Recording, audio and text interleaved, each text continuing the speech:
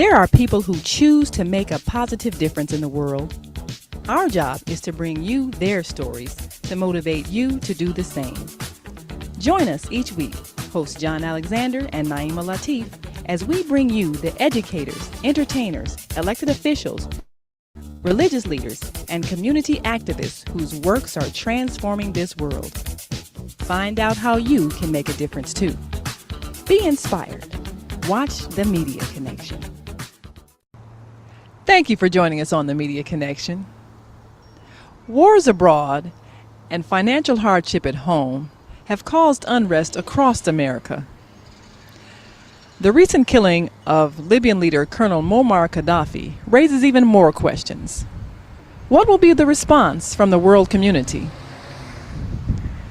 There are those who feared him, those who hated him, and those who loved him. Nation of Islam leader Minister Louis Farrakhan had a special relationship with Muammar Gaddafi. He discusses his reaction to the killing of Colonel Gaddafi in an in-depth interview with WVON talk show host Cliff Kelly. For the next few weeks, we'll bring you that interview. So now, let's join Cliff Kelly as he talks to Minister Louis Farrakhan. Good afternoon. This is the Talk of Chicago, 1690 WVON. I'm Cliff Kelly, streaming live at www.wvon.com. It's 4:37 and it's Tuesday, the 25th of October, and we are so pleased to have in our studio again, always pleased to have the leader of the Nation of Islam, the Honorable Minister Louis Farrakhan, is in our studio, and we're also pleased to have a number of members of the press here with us. We appreciate all of you folks coming out. And we do have some questions from the press that I've been given, and we will ask them about that a little later. And also, as I mentioned earlier, there's going to be a panel discussion on these issues from 6 to 7 in the WVON Legacy Room, which all of you are invited to attend. So it's free, and you can come in and enjoy. We got some great people that will be discussing this. But right now, we're going to go back to Brother Minister, who is going to tell us about some of the things that so many of us, some of the reasons, I should say, that so many of us had such great respect for Colonel Gaddafi. First, Brother Cliff, the Honorable Elijah Muhammad said when John Fitzgerald Kennedy was assassinated that there is no king, no ruler, no prophet who enjoys 100% the love of his people. That has never happened in these 6,000 years, and it certainly is not so in America, and it was not so in Libya. I never lived in Libya, so I don't know Libya like the Libyans know Libya. But I know something of the good of Muammar Gaddafi that made me to love him as a brother and to feel a great sense of loss at his assassination. Before I say to the public some of the things that Brother Gaddafi did that can be proved at no limit of time, I'd like to read to the public Brother Gaddafi's last will and testament that came out sometime yesterday. As you know, Brother Muammar Gaddafi was offered asylum in other countries. He refused to leave Libya. And as you know, he said he would be martyred in Libya. This is where he lived, this is where he would fight, and this is where he would die. So I'd like to read this will, and I want you to listen carefully to his words. He said, "This is my will. I, Muhammad bin Muhammad bin Abdussalam bin Humaid bin Abu Manya bin Humaid bin Nail al-Fusi Gaddafi, do swear that there is no God but Allah, and that Muhammad is his messenger, peace be upon him. I pledge that I will die as a Muslim." This was written on the 17th of October. He said, "Should I be killed, I would like to be buried according to Muslim rituals in the clothes I was wearing at the time of my death, but with my body unwashed in the cemetery of Sirte next to my family and relatives. I would like that my family, especially the women and children, to be treated well after my death. The Libyan people should protect its identity, achievements, history, and the honorable image of its ancestors and heroes. The Libyan people should not relinquish the sacrifices of the free and best people. I call on my supporters to continue the resistance and fight any foreign aggressor against Libya today, tomorrow, and always. Let the free people of the world know that I could have sold out our cause in return for a secure and stable personal life. I received many offers to this effect, but chose to be at the vanguard of the confrontation as a badge of duty and honor.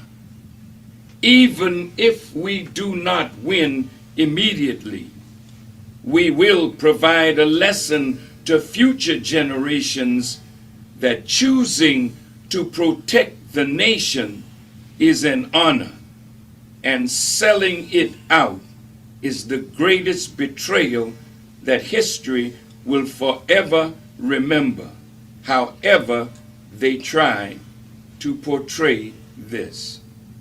This was the end of his will. He was killed in a military uniform. He wanted to be buried in the khaki clothes that he was wearing. And of course, you heard the news that they took his body out in the middle of the night. He and his son, Mutasim, who we have in a picture meeting with Hillary Clinton a year and a half ago and shaking hands with Secretary of State Clinton, which should show the world that shaking hands with your enemy and receiving a pat on the back from your enemy should never lull you to sleep that the enemy has changed.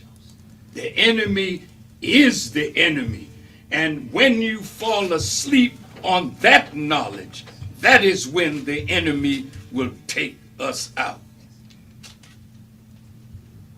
The betrayals of his inner circle.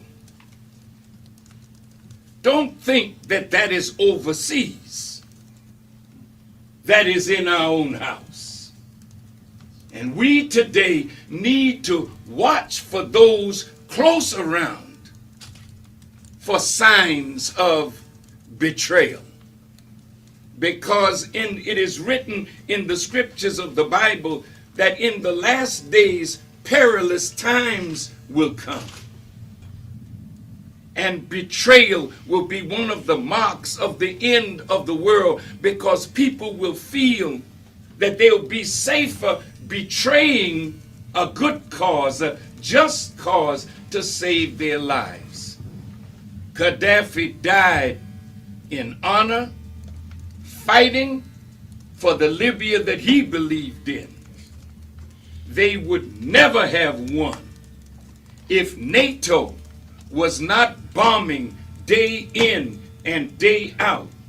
Brother Ali Baghdadi, that is a writer and a great Arab writer, said they bombed Libya back to the Stone Age. We were in Libya. We saw Libya being built from the ground up. We witnessed what this man did for the Libyan people.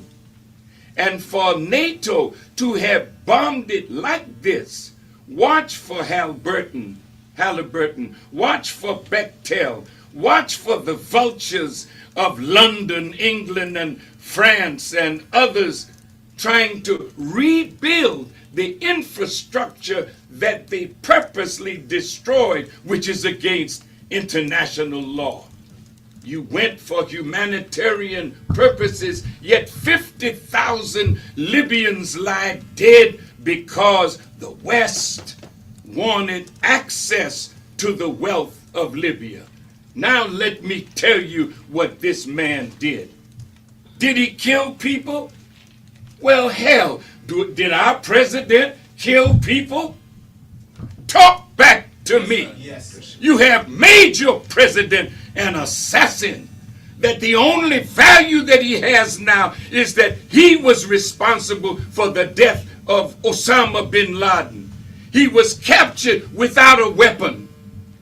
He should have been brought to America, put on trial for the American people to see this man. But he was executed, so you will never know the real truth. Then Alaki, an American citizen who is against America's policies, a drone took him out and then came back later and killed his son. Now Muammar Gaddafi and his sons lie dead. Saddam Hussein and his sons lie dead. Well, what about your sons? They're dying in Iraq on the basis of a lie. They're dying in Afghanistan on the basis of a lie. And now drones in Pakistan, drones in Somalia, drones in Yemen.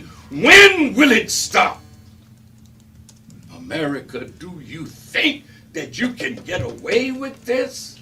If it's time for another commercial, then you go on and take the commercial. I'm just warming up. Yes, sir. All right.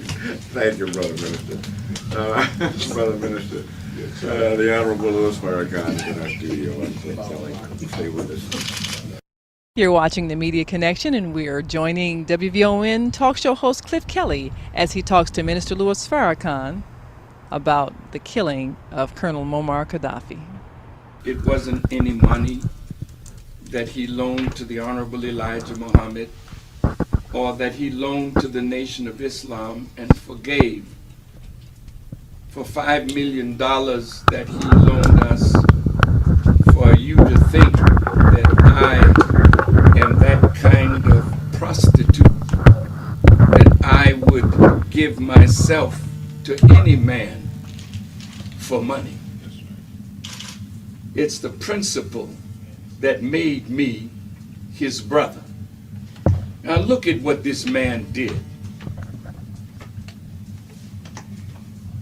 After nationalizing the oil, he used the oil revenue to benefit the Libyan people, building schools, infrastructure, universities, hospitals. He raised the literacy rate from 20% when he became the leader, and at the time of his assassination, it is 83%. Libya has one of the finest healthcare systems in the third world. All people have access to doctors, hospitals, clinics, and medicines free of charge. If a Libyan needs surgery that is unavailable in Libya, funding is provided for the surgery to be carried out overseas. He raised the life expectancy of the Libyan people from 44 years, and now at the time of his assassination, 75 years of age. Basic food items were subsidized and electricity was made available throughout the country. Brother Muammar Gaddafi has set up huge irrigation projects which were established in order to support a drive toward agricultural development and food self-sufficiency. He spent $33 billion on the man-made river, where his engineers brought water up out of the desert, and now pipelines ran from Benghazi and Tobruk almost to the door of Tunisia. Any Libyan who wanted to become a farmer was and still is given free use of land, a house, farm equipment, livestock, and seed. Brother Muammar Gaddafi vowed that his own parents, who lived in a tent in the desert, would not be housed until every Libyan was housed. He fulfilled that promise. Under the revolutionary leadership of Muammar Gaddafi, Libya has now attained the highest standard of living in Africa. Money from Libya's oil revenue is directly deposited into the bank account of every Libyan. Women have full access to education, employment, and he has enabled women to serve in the armed forces. And this is most important. Gaddafi was the first and the only leader in the Arab world to formally apologize for the Arab role in the trade in captured Africans. Gaddafi acknowledged that the black Africans were the true owners of Libya and proclaimed in his Green Book, quote, "The black race shall prevail throughout the world." Now, Brother Gaddafi took oil money and started moving the Organization of African Unity toward the African Union, with a goal toward uniting 53, now 54 nations in Africa to the United States of Africa. Whenever we called Africa, our call had to go through Europe, and over $500 million went to Europe. But Gaddafi put up 400 million, and the rest of Africa put up 100 million and put up an African satellite. Now you can call directly to Africa from anywhere in the world without going through Europe. He asked the African nations to stop sending their raw materials to Europe to be made into products and then sent back to Africa to be paid for in an exorbitant price range. He wanted the Africans to take their raw materials and make them into products and then sell their products on the world market. This is the man that was assassinated, and I'll close this point. The minute he wanted Africa united, America, Britain, France, Germany, Europe was against it. So they set up NEPAD, a new economic development pact. Gaddafi was against it. Sarkozy came up with another plan to take all the North African nations that are Arab and unite them with the nations of Southern Europe. Gaddafi rejected that. America wanted to set up on the African continent Africom as a launching pad for the recolonization of Africa. Gaddafi was against that. I read an article by the Jewish man from a Zionist that was the former assistant to Rumsfeld. I can't call his name. Who? Pearl? No, not Pearl. Wolfowitz. Wolfowitz, yeah. Wolfowitz. Hold your point, Minister. We got to go to the top of the hour break. That's the kind of information that I wanted you to give us. You're watching The Media Connection, and now we're going to hear some candid words from Minister Louis Farrakhan as he speaks to the media and their role in exposing what he believes is the truth that's not being told. Let's join Cliff Kelly and Minister Louis Farrakhan. This is a hell of a betrayal of the American people when you will not tell them the truth because you're afraid that if you tell the truth, your bosses will take your job from you. That's a hell of a thing. You don't have a democracy when you don't have a free press. You're all slaves, and you love it. So you deserve what you get, the erosion of your democracy. You'll soon be the laughing stock of the world. It's a damn shame. That's why the children are occupying space in New York, in Boston, in Washington, in Chicago, in San Francisco, and other cities. Why? Because they're not looking to you as a source of information for them. Look how long it took you all to talk about what was going on in New York. It took you 2 weeks because the same people that controlled the banks controlled the media. That's right. You all know it, but you're afraid to say it. But God put it on Farrakhan to say it for you. Yes, sir. And maybe one day you'll get some courage to stand up and give America free media, a real free fourth estate. That's right. But right now, you ain't even worth the time of day. You need somebody to tell the truth. That's right. You need somebody that's not afraid to die for the truth, that you could be made free. That's right. Because you're not free. And you don't really know what it means to really be a free white person, a free black person, a free Mexican, a free Arab. If you're afraid to tell the truth, what future does your children have in a society where truth is brushed to the curb? I thank God for the young man that invented this wonderful technology. Steve Jobs. That's the man that's freeing the whole planet. Where Zbigniew Brzezinski could say, yesterday it was easier to control 1 million people than to kill 1 million people. Then now he says it's easier to kill 1 million people than to control 1 million people, because the genie is out of the box, the cat is out of the bag, the people all over the world are waking up. And you need to wake up and free America. Then you'll have a future and your children will have a future. But if you're afraid, afraid for what? You're going to die anyway. Where can you run to escape death?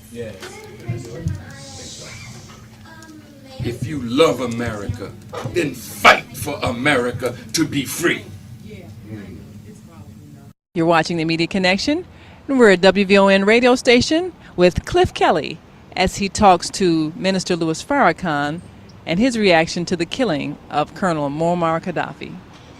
Good afternoon, good afternoon. We're back. This is the Talk of Chicago, 1690 WVON. It's 508. I'm Cliff Kelly, and we're streaming live at www.wvon.com.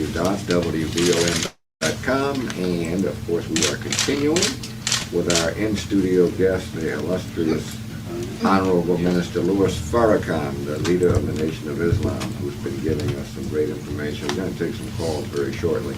But before we do that, I want to go back, Brother Minister, and again, thank you for being here with us. I want to go back to what you were saying at the top of the hour about Paul Wolfowitz.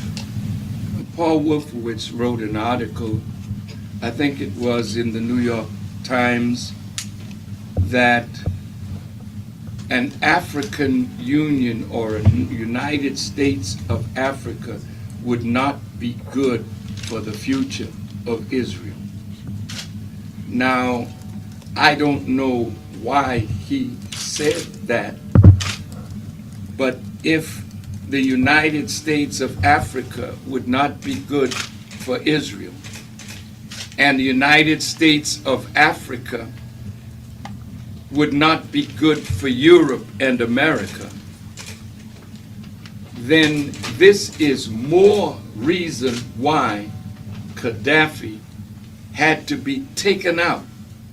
And just before Gaddafi was assassinated, they said that our president was sending 100 U.S. troops into Uganda to help President Museveni in his war against the Lord's Resistance Army.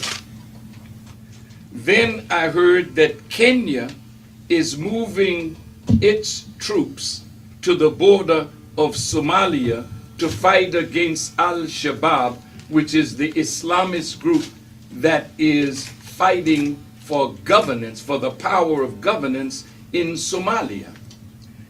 Now, today I read that the man who is over the National Transitional Council said, and I'm quoting now, that they're going to institute Sharia.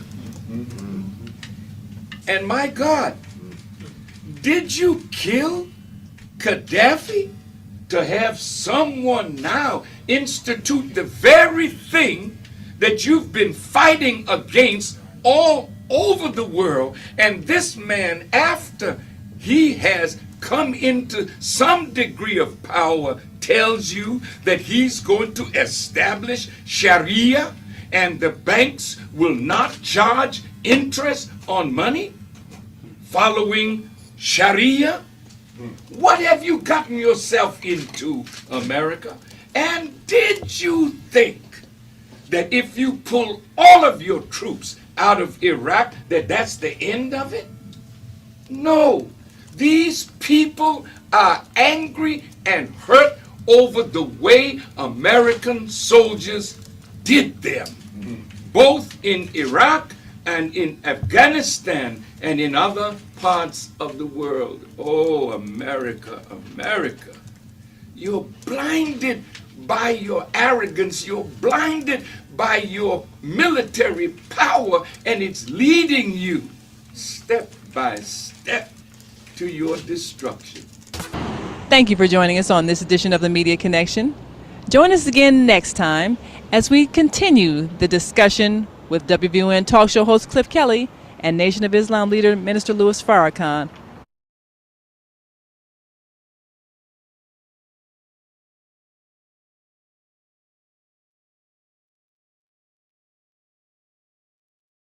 In the name of Allah, the Beneficent, the Most Merciful, I bear witness that there is no God but Allah, and I bear witness that Muhammad is his servant and messenger.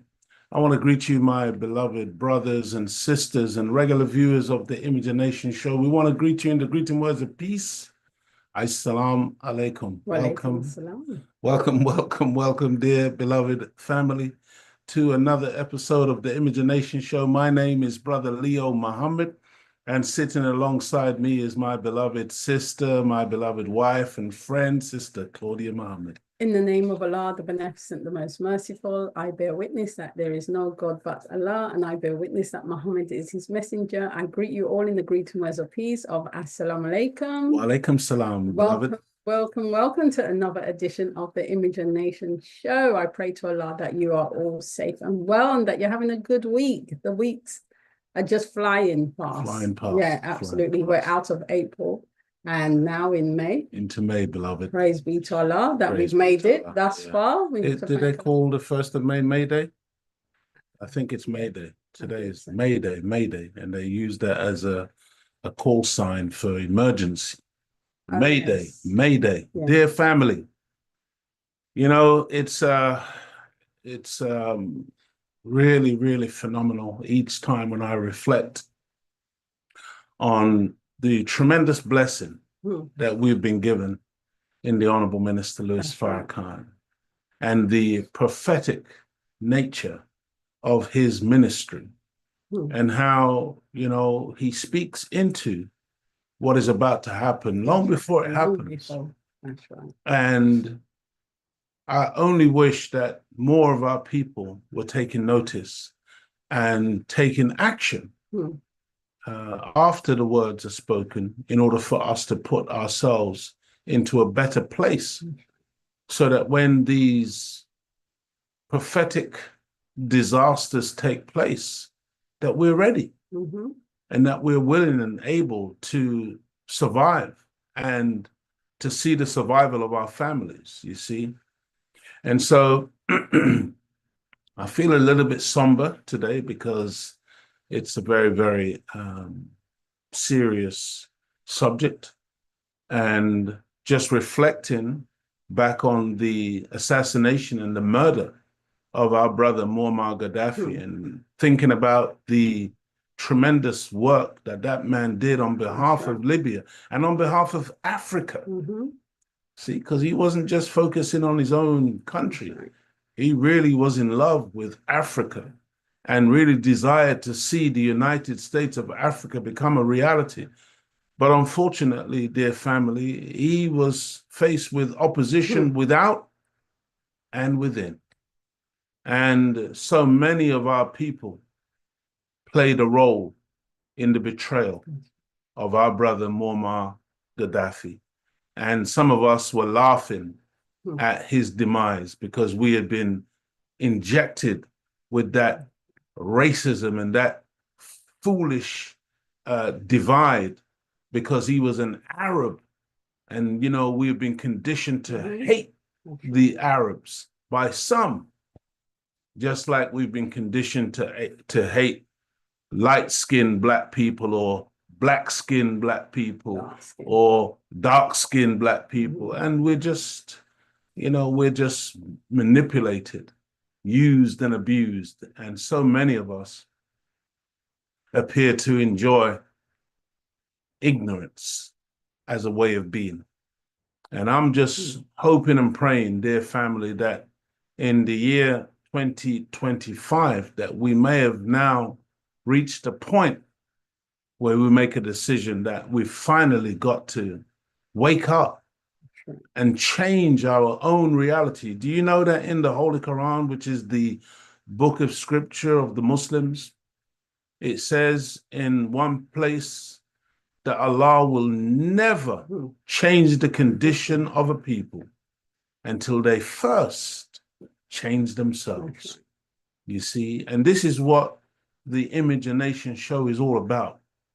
We want you to be able to image a nation, not a country, you know, not a group, not a mosque or a church or a tribe, you know, or a clan. We want you to be able to image a nation of people, a global nation, a nation without borders, a nation where within that nation we recognize our brothers and sisters, regardless, irrespective of so-called or perceived differences, because we are a global family. And it's very, very sad and very, very unfortunate that so many of us remain in these little compartmentalized boxes that our enemy has designed for us. And we literally cannot see the woods for the trees, you know?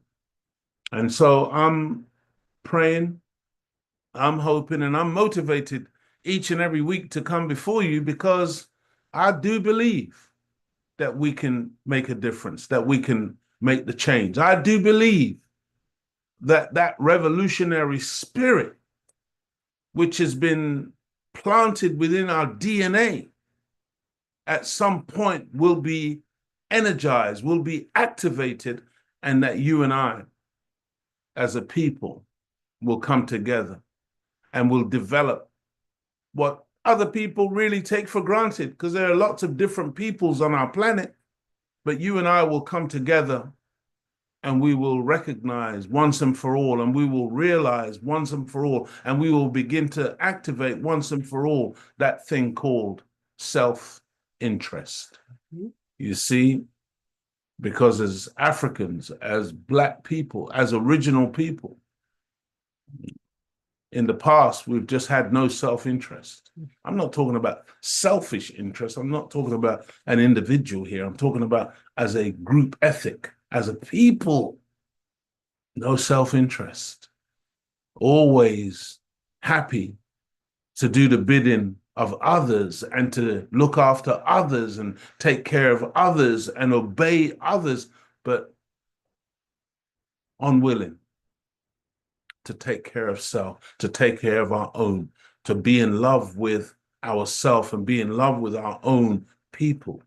This has to change, dear family, because the Almighty God Allah, He's not gonna help us as long as we refuse to help ourselves, as long as we refuse to unite, come together and support one another, recognize that in that word brother is the word other, just like in the word mother is the word other. And that's why a genuine mother doesn't see herself as one having a choice when it comes to taking care of that baby that she's given birth to, because that baby is just another part of her who is a mother. And we got to recognize that our brother is just another part of our self, man.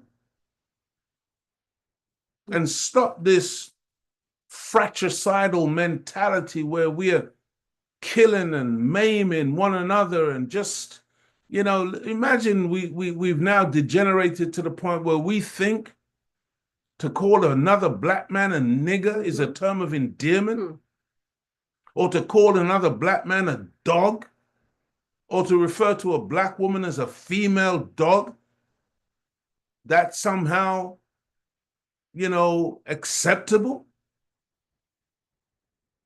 Come on, family. Go ahead, Sister Claudia. I can see you're itching to say something. Yes. This is, again, is from the Teachings 2.0, Twitter sayings of the Honorable Minister Louis Farrakhan, compiled by our brother Abdul-Qiyam. And it's big shout out to Brother Abdul-Qiyam. Absolutely. Beautiful servant of the Honorable Minister Louis Farrakhan and Black people. That's right. And there's over 5,000 questions and answers from Facebook, Twitter, all over. So here's a question. What can we do? What can we in America do to help bring about the reality of the United States of Africa, especially in light of the death of our brother Gaddafi? Wow. And the Honorable Minister Louis Farrakhan answers, the first thing we need to do is bring about a united Black community in America. Come on. To set an example for Africa and encourage Africa. After our unity, to come together to produce a United States of Africa. Charity begins at home. Beautiful. And then it spreads abroad. So let us work for total unity among ourselves. Absolutely beautiful. You see, and in a way, you know, Sister Claudia, that question kind of came up a little bit yesterday. Okay. And I remember giving a similar answer because, of course, I'm a student of the minister. And I remember the way in which that particular question was framed, and my answer was, it begins with self. Yes, that's right. It begins with self. It begins at home. It begins with self-improvement being the basis for community development. Stop looking externally. Stop pointing your finger outward. Stop blaming everything and everyone around and look at self. That's right. Because when we improve self, when we improve our own reality, man, that in and of itself becomes a catalyst for change for others. When other people see you and see the change that's taking place within you and, you know, your new found attitude and thrust and love of life and family and people, man, it's infectious. dear brothers and sisters. Yeah, that was a beautiful, powerful question, beautiful answer. Dear family, today is Thursday, the 1st of May. My goodness, 2025. And here we are with another episode. In fact, episode 180 of the Image and Nation show. And today, the title of our show is White World's Desperate War on Africa. The White World's Desperate War on Africa. And make no mistake about it, dear family, they are getting very, very desperate. And you know, even in the desperation of Africans, you know, when you've seen those images historically of Africans who are suffering, starving to death, you know, because of malnutrition, because of famine, and because of all of these man-made disasters which have ill-affected parts of our continent. You see the way the African, even in that desperate state, the African is peaceful, the African is calm, the African literally dies in a very graceful manner. Well, I've got to tell you, and I've got to warn you, Caucasians and European people, they don't die like that. When they get desperate, things get dangerous. When they get desperate, you see, again, I think I mentioned this before on other shows, but I'll say it again, you know, this name calling that we've been subject to as a people over the years, cannibals and whatever. I challenge any one of you to show one incidence of cannibalism committed or carried out or practiced by any African people on this planet. You can't show it. It's a myth, and it's a big, dirty, stinking lie that was codified in books and novels and storytelling and cartoons, you name it. I remember growing up and seeing the cartoon of the white man in the pot with the Africans, you know, dancing around the fire with the white man. This is the cartoons that used to depict these things. Really always trying to point the finger at black people being these maniacal savages. But in reality, I can show you all throughout history actual facts of the white man being a cannibal, eating his own. And even in recent times, just in the 70s and in more recent times, after a plane crash. And just a few days go by, and they're hungry, they start eating the pilot and other dead bodies that are there who perished in that flight. So you see, and again, remember, you see, these people, they love to do reverse psychology. They love to project their own characteristics onto other people in order to try to nullify the reality of the knowledge of themselves coming out. That's what they do. That's how they do it. They reverse. They accuse other people of what they do. That's right. Understand this. And that's why they're so suspicious of people, because they know their mind. Right, exactly. But what do you say? They're so suspicious. Yes, paranoid. Yes. They're looking at everything and everyone. Hence all the cameras everywhere now. Absolutely. Dear family. I've got another one. Go ahead, my sister. It's with what the minister was talking about. Go ahead. And yourself. Question: has Libya's regime change stopped Africa's unification to become a stronger world power? And the answer, well, wow, I said this is actually happening right now. The Honourable Minister Louis Farrakhan answers, I would say that regime change in Libya has put a pause on the momentum of Africa toward the true United States of Africa. However, this pause and the consequences of Africa action will bring about reflection, which will bring about leadership that will quicken the pace toward the ultimate destiny of Africa. Beautiful, beautiful. And I'll repeat again, we don't die. we That's multiply. Right. That's right. See, and when you kill a profound, beautiful, powerful leader like Muammar Gaddafi, Right. like Sankara, like Lumumba, see, when you murder these types of persons, don't think that they just go into the earth, into the ground and disappear and that's the end. That's right. No, man. Then you get 100 Thomas Sankaras coming up. You get 100 Steve Bikos being born. You get 100 Samora Michelles being born. You get 100 Patrice Lumumbas. You get thousands of new Africans coming out of the womb of their mothers with that spirit that you thought you buried in the ground. That's right. That's how it works.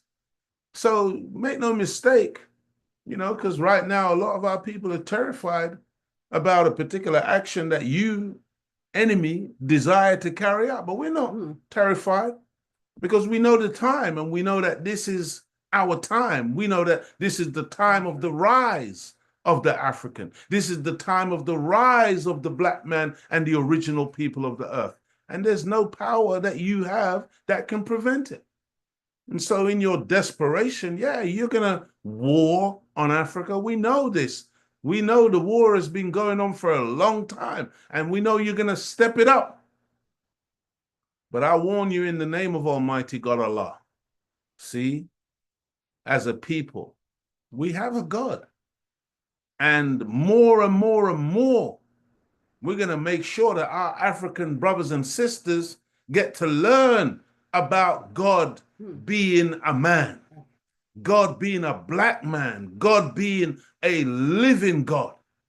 See, as opposed to this false ghost God that you imported into the African continent. And despite the fact that there's over 500 million Africans today who are Muslims, many of them are pretty spooky.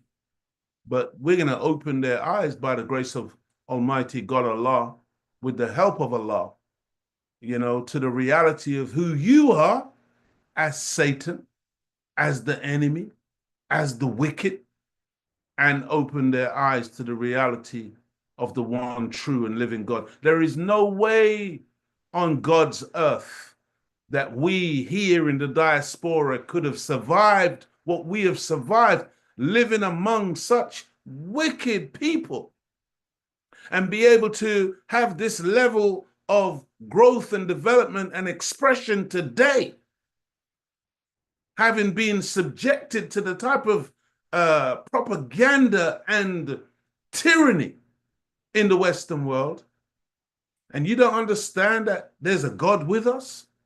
Man, let me just move deeper into our show today, family. I pray that you are well. Don't forget, please, like, share, and subscribe to the Imagination Show.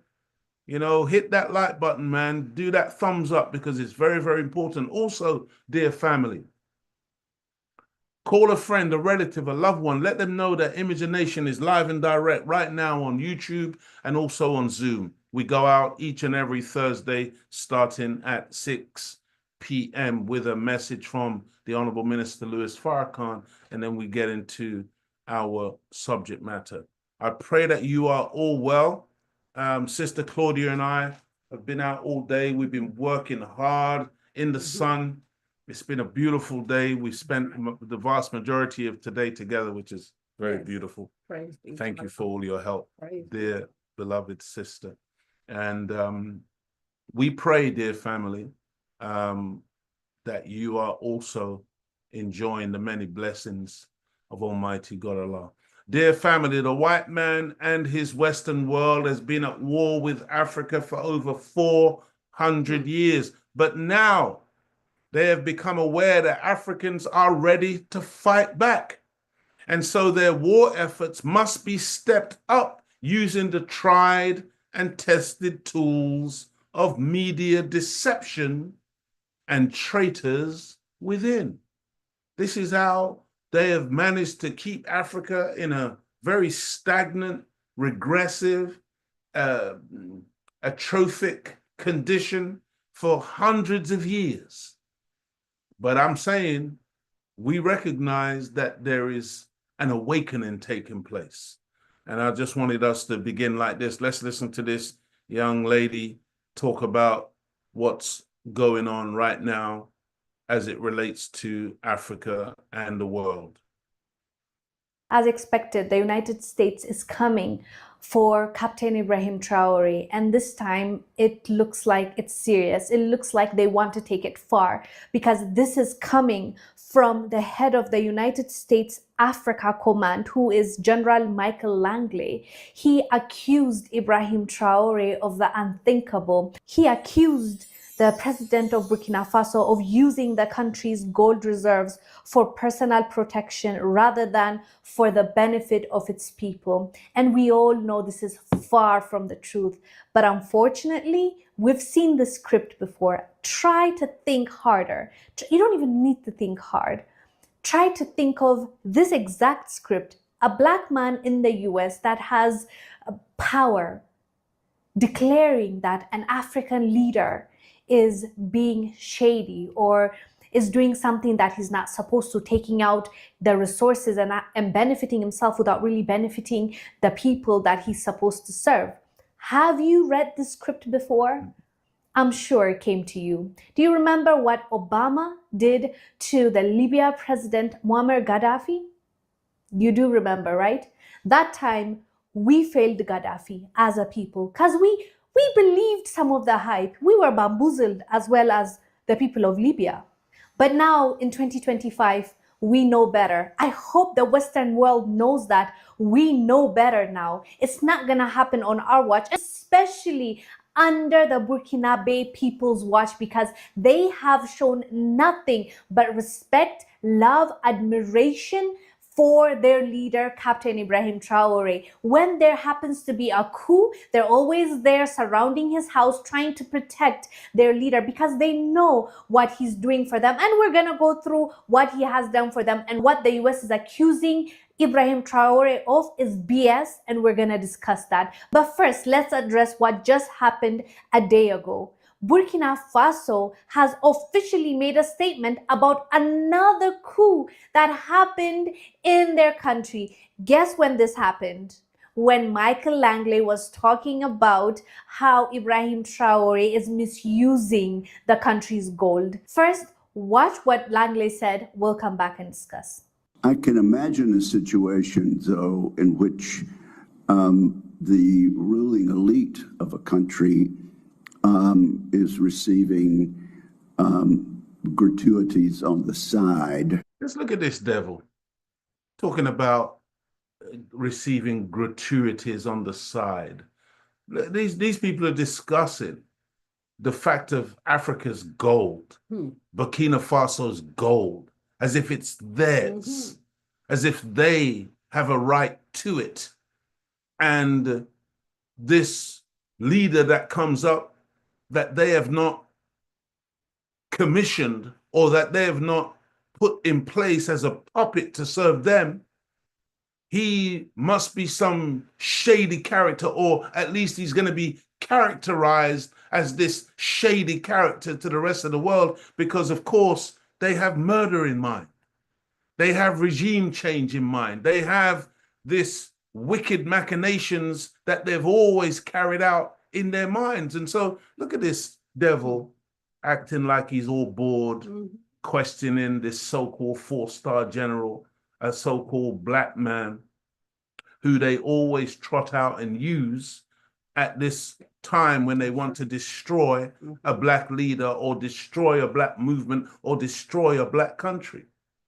I just want us to appreciate, you know, this arrogance of these people having these types of conversations about things really which have nothing to do with them.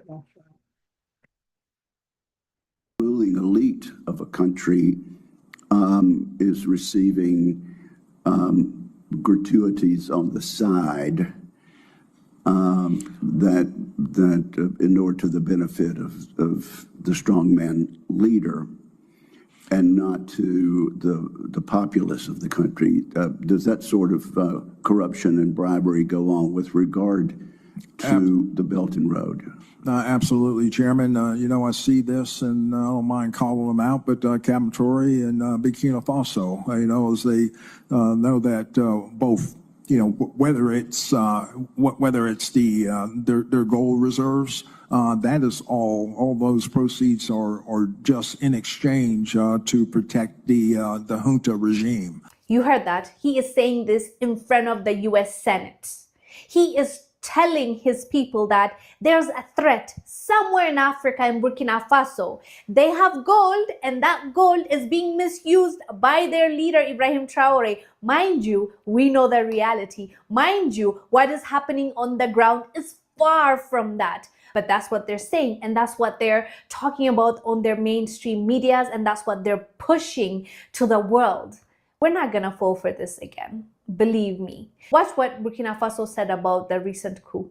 Burkina Faso's military government said on Monday that it had foiled a major plot to overthrow the country's junta leader, Captain Ibrahim Traore. Security Minister Mahamadou Sana said on state television that plotters included current and former soldiers and terrorist leaders. They had planned to swarm the presidential palace on April 16. This is just the latest attempt to overthrow Ibrahim Traore after his seat.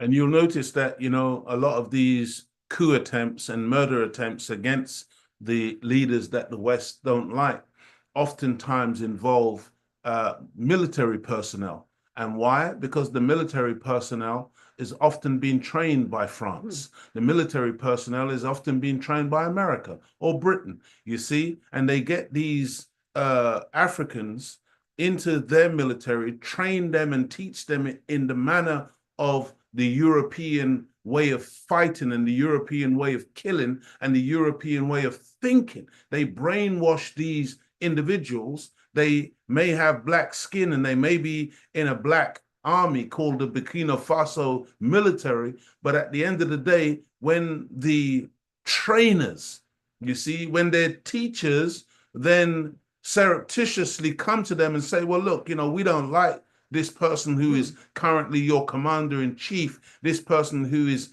leading your nation, and we want you to overthrow them. We want you to assassinate them. We want you to do. This is how they're able to infiltrate into the African militaries and influence these so-called military officers, because they were primarily trained by the West. And this is, again, why this has to stop. This is why one of the first things that Brother Ibrahim Traore did when he came into power was he threw the French military out of his country. They've got to get out. And every African country that's got any sense will throw the Western bases out of their country. Get rid of these people from your country, because that's how they keep control. That's how they finance and supply the so-called insurgencies and jihadists and these terrorists within your own borders, making the excuse that they're there to fight terrorism on your behalf, when in reality, they're the ones supplying the terrorists with the weapons. Because the whole idea is to keep the country completely destabilized, while as military personnel, they take the gold, they take the manganese, they take the cobalt, they take all of the valuable mineral resources out of the country in diplomatic or military bags. My God, family, when are we going to wake up? Stormed the presidential palace on April 16. This is just the latest attempt to overthrow Ibrahim Traore after he seized power in the 2022 coup. His military government had pledged to fight jihadist groups and had even sought support from Russia. But security threats persist and 40% of the country remains under jihadist control. Mahamadou Sana said that the coup attempt aimed to sow total chaos and place the country under the supervision of an international organization. He also claimed that the plot instigators are based in Ivory Coast. Last week, Burkina authorities had already arrested several military personnel accused. I hope you're listening. See? I hope you're listening, family. The plotters, these wicked traitors, these betrayers, based in Ivory Coast. a neighboring African country. See, when you look at the state of what's taking place in the DRC, Democratic Republic of Congo, where do you think the attacks come from? They come from the neighboring country of Rwanda. They come from the neighboring countries of Uganda. This is how the enemy works. It's called divide and rule. This is why he put all of these fake borders in place in the first place, starting in 1884, 1885 at the so-called Berlin Conference, when they carved up Africa for the purposes of divide and conquer, divide and rule, and for the complete and total raping of that continent continuously for hundreds of years. It's got to end, man. Please listen, family. Of planning to destabilize the government. Clearly, someone wants Ibrahim Traore out, and you better believe it's not the people of Burkina Faso. The people love him, not just the people of Burkina Faso, but African people and the diaspora love him, and we see what he's trying to do. And let me just point out a few of the things that he was able to do within this short period of time. Captain Ibrahim Traore has built and commissioned the country's first ever gold refinery. He nationalized 2 gold mines in Bongo and Wagnion for $80 million, a significant reduction from the $300 million Endeavour Mining had agreed to sell them for. And clearly, this deal shows that Burkina Faso is getting a good deal. He approved the expansion of the Bobo Dioulasso Airport with an 80 billion CFA franc investment to modernize the country's second largest hub. He launched the country's first national support center for artisanal cotton processing. Don't forget, Burkina Faso is the largest producer of cotton in Africa. And let's not forget, he expelled French troops from Burkina Faso, officially ending the operation.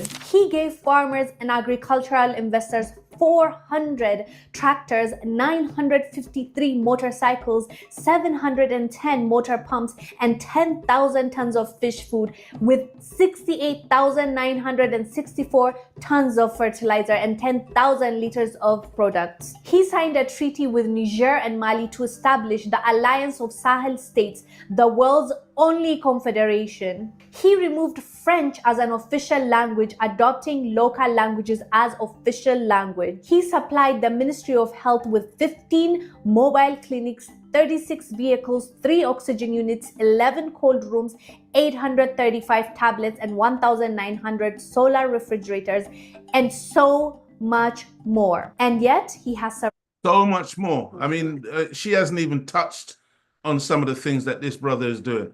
But think about it, family. This is the man you want to kill. See, think about Muammar Gaddafi and what he did for the Libyan people and for Africa. And this is the person that these people target to murder. Think about just how wicked the West is and why we cannot continue to deal with them. It's time for separation, family. It's time for us to appreciate that unless we're willing to fight to free ourselves from the yoke of this so-called Western civilization, this grip of Satan on the African continent, man, then, you know, we deserve everything we get if we don't want to get out from underneath this man's tyranny.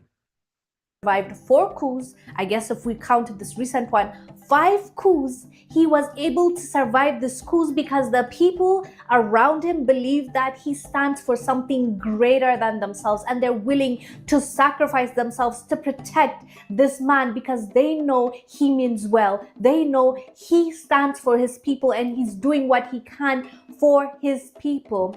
Fam, Ibrahim Traore is not the enemy, and we've seen, and he's proven himself. There's no way they're going to change our minds, but let's be vigilant. Let's pray for him. Let's make sure that he's protected so the evil of this world doesn't get him, because Ibrahim Traore is a gem and he's doing his best for his people from everything that we're seeing. And we want him to continue doing what he's doing. Beautiful. Absolutely beautiful. I just want to acknowledge a couple of people. Any Right says, Brother Leo Muhammad, if you have time at the end of the show, can you tell me how to properly do the 3-day national fast? You know, let's do it very quickly now. We start on Thursday evening. Our last meal is Thursday evening, and we do not eat solid food again until Sunday evening, 3 days, okay? And during that fasting period, obviously we can drink water, we can drink tea and coffee.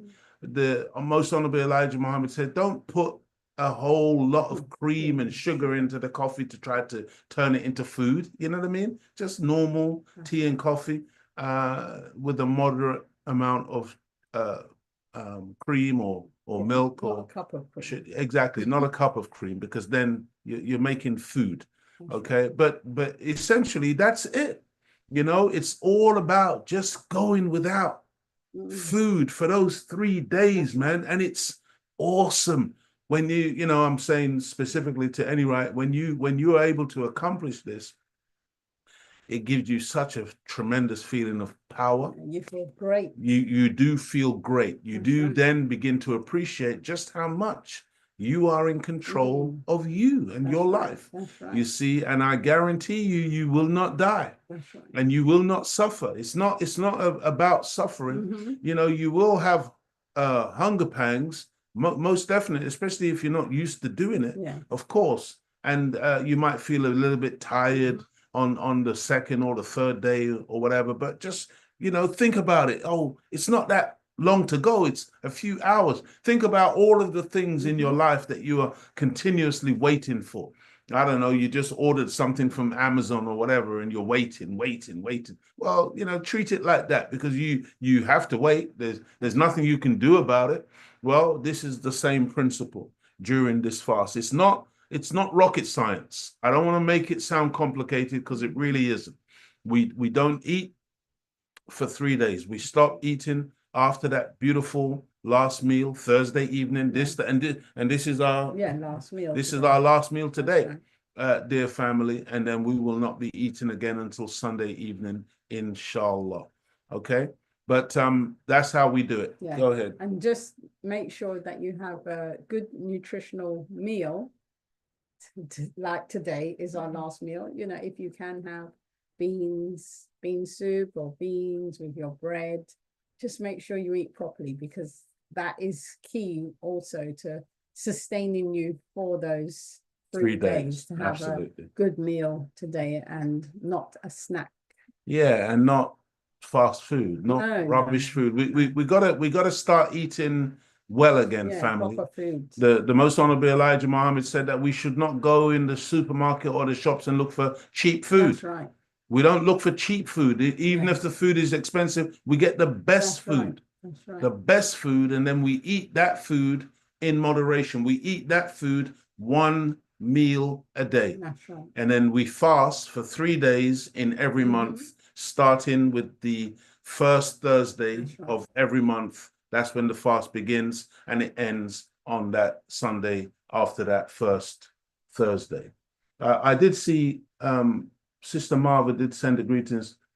Yeah, and I also wanted to just comment. Sister Marva said they have the nerve, like we need their permission. Exactly. When I saw what she'd written, it just kind of hit me. You know what I mean? Just think about that as if we need Africans need their permission as to how we're gonna handle and treat our own gold. But you got to understand, just by the level of interference, you can see clearly that as far as they're concerned, it's not our gold. It's their gold. You see, this is how the thief and the robber thinks. Now, dear family, let's continue. In 1884, 1885, at the infamous Berlin Conference, Africa was dealt a death blow by the white world power structure when they conspired together to carve up the mother continent, the cradle of civilization. See, again, I just want us to think about what these people have done, who they've attacked, you see, because we are the benefactors of the entire planet. We are the people of God. I keep telling you, family, you are the children of the Most High God. This is who they attacked. This is who they dehumanized. This is who they raped. This is who they whipped and castrated. This is who they kidnapped and enslaved. Think about the reality of the people that these people have been brutalizing for over 400 years.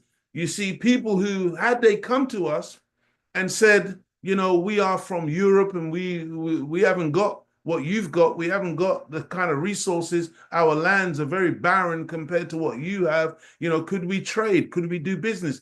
I can guarantee you the Africans, the original man and woman, would have helped them, would have treated them good, would have supplied them, would have allowed them to live as kindred spirits, as another human being on our planet without any interference or grief.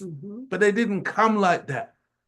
Right. They came using stealth and deception and wickedness, and then ultimately declared war on us and destroyed us as a human reality. That's right. This is what we've got to appreciate about this process, dear family.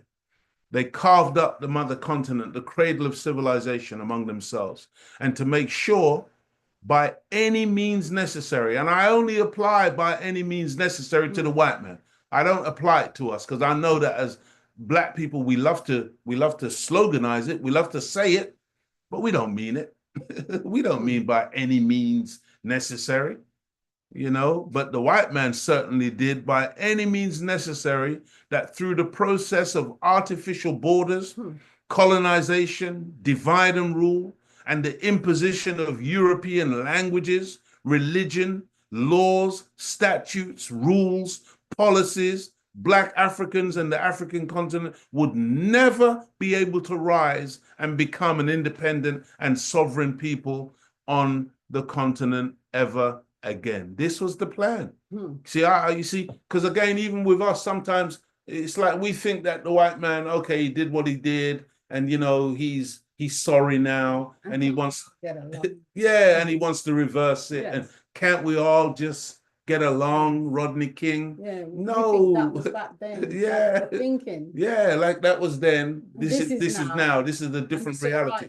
Right, you're terribly mistaken. That's right, dear family.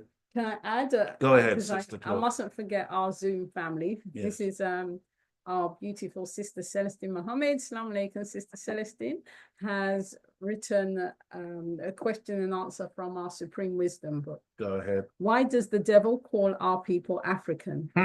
Answer: to make our people of North America believe that the people on that continent are the only people they have and are all savage. He bought a trading post in the jungle of that continent.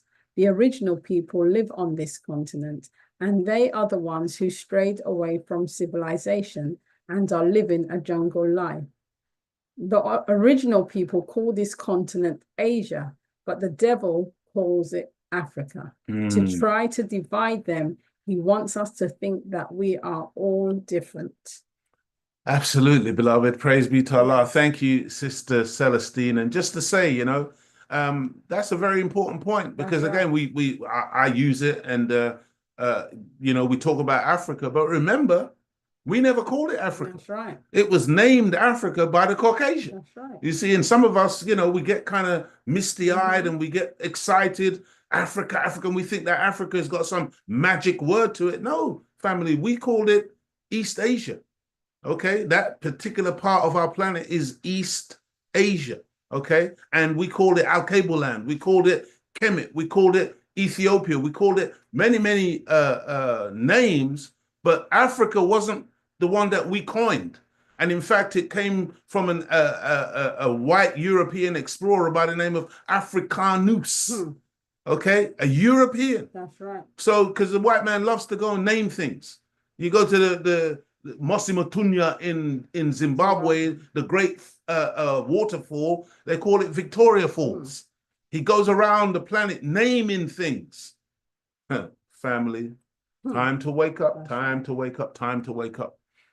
Look, I put this map up here just to show you. Look, you know, the yellow right in the heart, in the center of our continent, is what they call the Belgian Congo. This was that demon Leopold, who I think they said he killed in excess of 15 million Africans, man. This is the man who went around amputating, chopping off Africans' hands and limbs if they didn't produce enough rubber to send back to Belgium to make car tires and other products from rubber. This is the nature of these people. When you see the pink, that's Britain. That's how much of the territory of the continent Britain controlled. Okay? When you see the purple, that's the amount of territory that France controlled, including that great island off the coast of Africa called Madagascar. This is what the French control. When you see the blue, that's what the Germans called their own and took as theirs. You see, and now we have that beautiful sister in Namibia, who is taking charge of that part of Africa now, and demanding that Americans who come to Namibia, they must have a visa. They, up to this point, they've been coming to that part of Africa without even needing a visa, and yet Trump is treating Africans in America like they're dogs. So this sister now is saying, no, if you're going to come here, in the future, you're going to have a visa like everybody else. Beautiful. When you look at the light green, that's what Italy controlled. And they used to control Libya as well. That's what Italy controlled. When you look at the dark green, that's what the Portuguese controlled. And when you look at the light yellow color, that's what the Spanish controlled, their family. This is how they carved up Africa as if it was theirs, as if it belonged to them. And you see how much of it Britain had?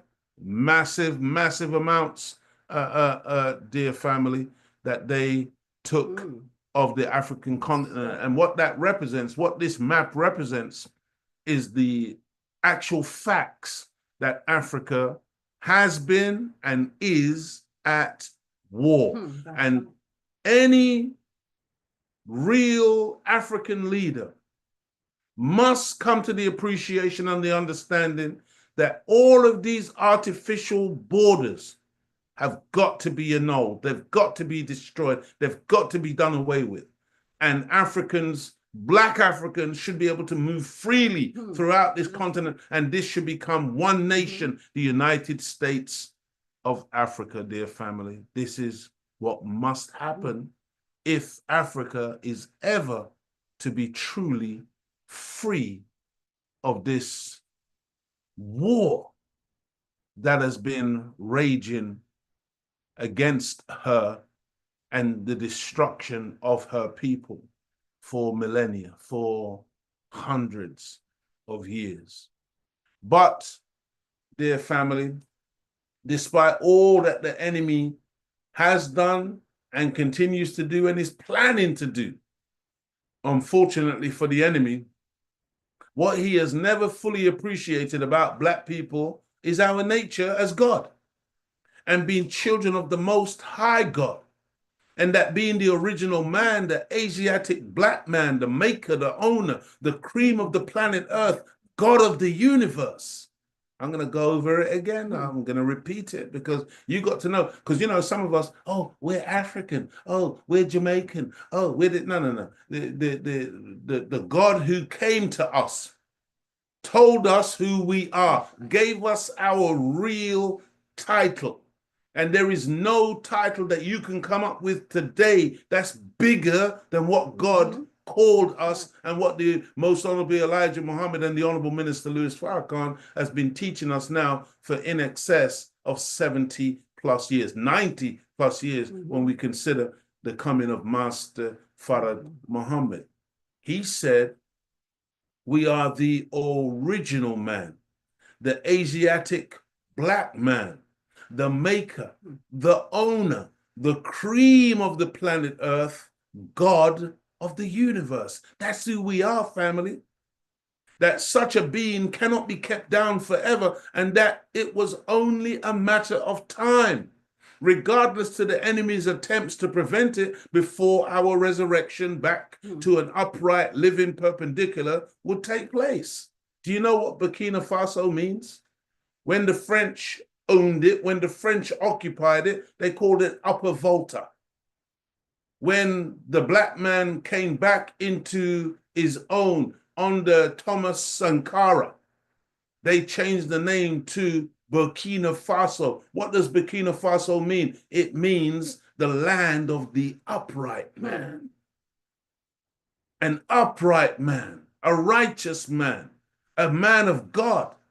This is what we're dealing with here today, family. Never ever leave out the God factor. That's right. Just because you can't see God in plain sight operating, understand that he operates through human beings. He operates through men. And right now, he's also operating through our beloved brother Ibrahim Traore. You see, these are some of the greats that we have produced over the years, man. Some of the greats. And these people slaughtered them. Patrice Lumumba, up here, that's our brother, man. They absolutely destroyed him. There's our other brother, Steve Biko. Here's another brother, Samora Machel. I named one of my sons after him. Here's another brother, Kwame Nkrumah. This is the man who really coined the phrase, the United States of Africa.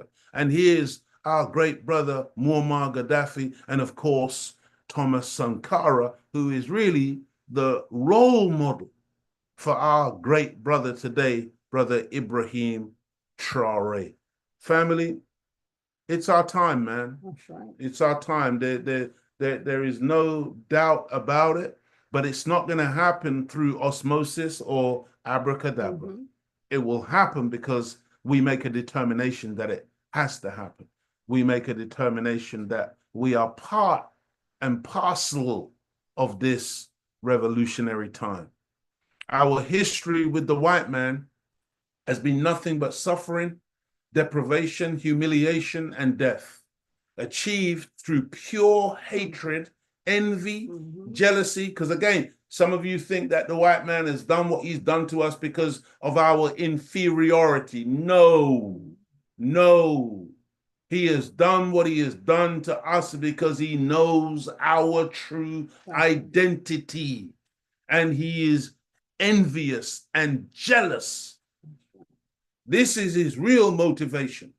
And non-stop tyranny and terrorization that has kept us docile and subservient for centuries.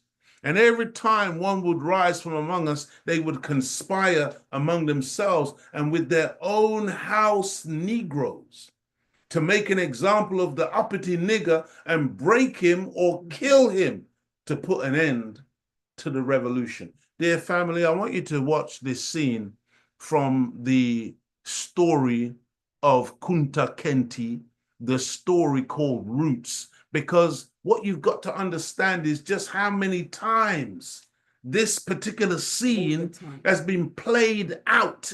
All the time. This is what they've attempted to do to the Honorable Minister Louis Farrakhan, to break him in our face so that we would lose heart, so that we would fall down and give up, that we would absolutely think, oh my God, this is what they did with Muammar Gaddafi. This is what they did with Patrice Lumumba. This is what they've done with Marcus Messiah Garvey, the great and honorable Marcus Messiah Garvey.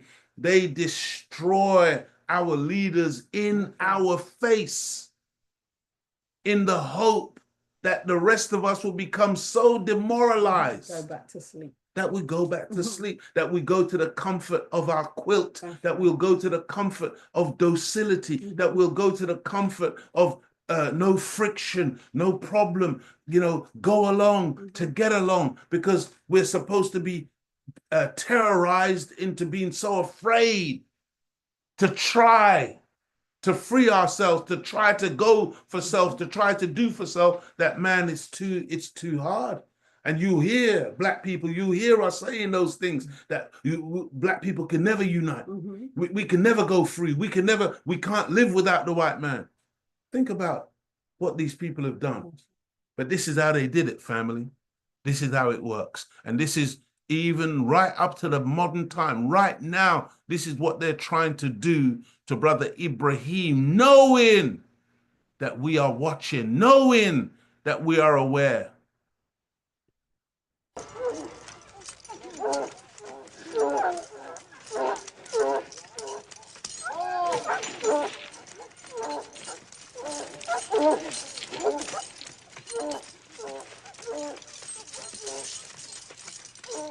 This is where the term being dragged through the mud comes from. They drag your name through the mud, where they muddy you up, where they make you look bad, where you're just not able to go freely. It's them who are controlling the narrative all the time. See the way those black sisters are watching? Black woman is always watching. Filler, I got him.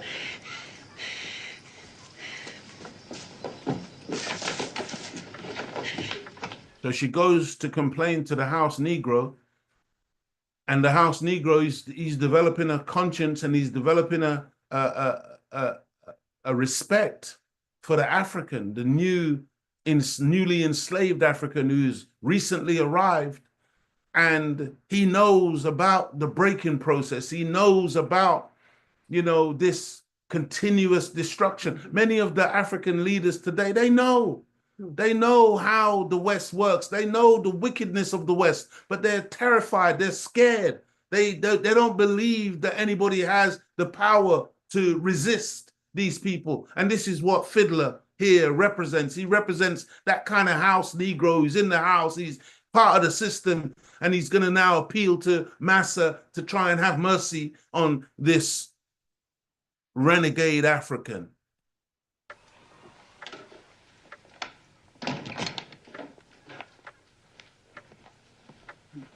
See the way he closes the book? Miss Reynolds?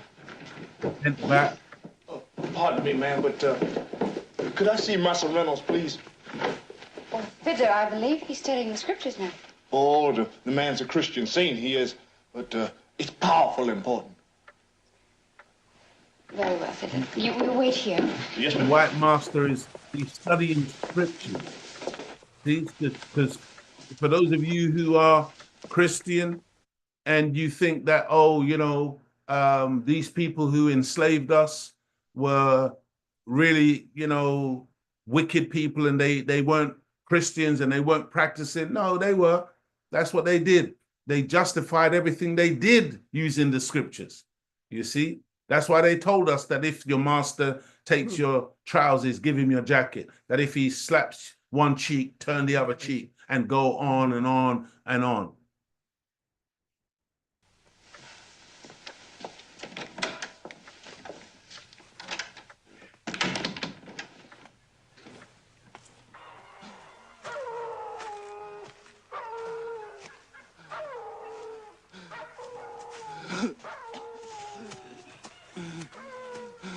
James, put some oil on it. It's a bit dry.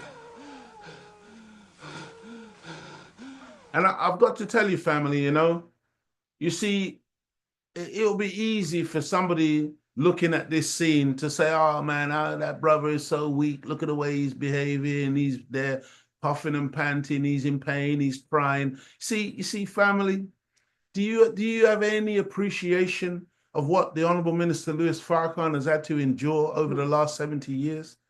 We have no idea of the kind of pain that the Honorable Marcus Messiah Garvey went through, man.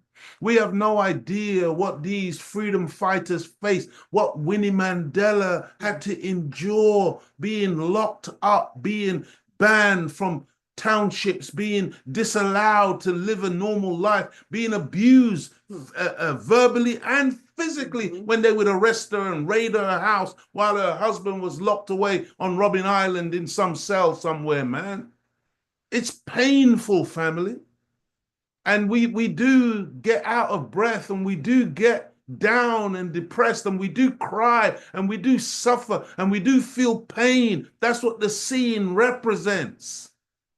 But we're not weak, we're not decrepit, we're not giving up, we're fighting, but at the same time, the pressure is almost unbearable at times, because this is what anyone who decides to butt heads against this type of system, this is what they must face, this is what they must go through, this is what they must endure, so that we understand.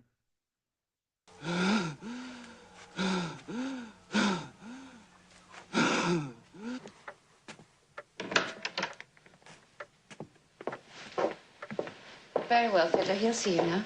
Thank you, Miss Reynolds. Fiddler, don't overstay your welcome. Oh, no, Miss Reynolds. We'll never do that.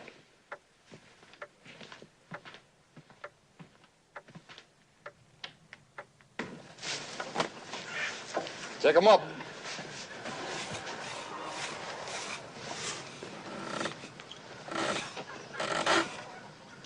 Tie him off.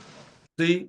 So you imagine Mr. Reynolds is Joe Biden. Mr. Reynolds is Donald Trump. The one outside with the hat who just threw the rope over the thing and he's giving the orders to time. That's the IDF. That's the Israelis. That's the soldiers on the ground now who are going to execute the torture, the murder, the mayhem, the bombing, the shooting. You see? But here's the civilized one with his scripture in front of him, who now we're appealing to. Oh, you know, can't you stop Israel? Can't you tell them to stop it? But this is the one who gave Israel the orders in the first place. This is the one who supplied them with the rope and the whip and the weapons to do what they're doing. It's a game that they play. And then this poor fiddler thinking that he can appeal to the massa for mercy. Fiddler, he's a runaway. Now, you understand that I cannot countenance that sort of behavior. Did he hear what the behavior? Did he hear what the behavior is? He's a runaway. How dare you run away from tyranny? How dare you run away from torture? This is the arrogance of the white man. You should be grateful. Did you hear Macron in France recently talking about how the people of Burkina Faso, Ibrahim Traore, they should be grateful to France for robbing them for all these years. This is the arrogance, family. You think that you're dealing with a man like yourself. You're not. You're dealing with Satan. You're dealing with the devil. You're dealing with evil. 100% evil. No mercy. Come on, man. Wake up, black man and black woman. Do you understand the word countenance? Yes, sir. But you told me he was mine, Master. You said when we was bringing him back from auction... Yours to turn into a proper field hand, and since he ran away, you didn't do a very good job. Isn't that a fair deduction? Do you understand the word deduction? Yes, sir, Master, I understand. Mind your tone. Mind your tone, Fiddler. Mind your tone. Mind it well. I anticipate some adjustments will be forthcoming toward you as a result of all this. Yes, sir. I just hate to see... And we just don't even appreciate how African leaders are spoken to. That's right. When they meet with these power brokers in the West. And you think that they think, or some of us foolishly think that they're on an equal footing with these, Trump and Starmer and Biden or Macron or any of these. No, family. They go there as lackeys. They go there as servants of Massa. And when Massa is ready to chastise them and tell them about themselves and tell them what they ought to be doing and what they've got to do, and if they don't do and they threaten them with the IMF or the International Monetary Fund or sanctions or you name it, punishment. Like a boy. This is what the relationship is. Don't kid yourself. Prime field hand like that boy all ruined. I want every buck I want to the barn. It's just that you paid good. What Fiddler represents here is ECOWAS. ECOWAS, that group that was set up not for the advancement of Africa, not for the monetary or economic advancement of Africa, but as a watchdog to keep all the other the Sahel states in line, to keep that part of West Africa subservient to France, America, Britain, and the rest of the Europeans. You see? And that's why when Niger, decided that they're going to take over the running of their own affairs and they threw the French out, that's why ECOWAS all of a sudden was talking about they're going to invade Niger. They're going to attack and bring them back under the democratic rule. My God, family, this is what Fiddler represents. Fiddler is ECOWAS and any of these other organizations, even the AU. I'm telling you, man, African Union, they ain't doing nothing for Africa. All of it has to be demolished and revamped, and it has to be given a proper revolutionary African face, African hands, African agenda, doing for self, family. Not this old trickery and warmed over nonsense that passes for independence. Hardly any African country today is independent, dear family. Money for that African Guinea man, and you shouldn't. You're going to see how a bad nigger gets turned good. You got an investment. Lord God. Are you quite finished, Fiddler? Yes, sir, master. Old Fiddler's finished right enough. Don't forget what Massa is doing as he's talking to Fiddler, studying the scriptures. This is the righteous white man. Wicked demon. That is correct. Mr. Ames is now in charge of the African. You feel me, Fiddler? And what we'll do about that, we'll discuss at a later time. We'll discuss Fiddler's punishment at a later time. Mr. Ames is now in charge. Aims and objective. The aim and objective is to destroy the black man and to keep him forever subservient. There's a war on Africa, family, and a war on Africans. Yes.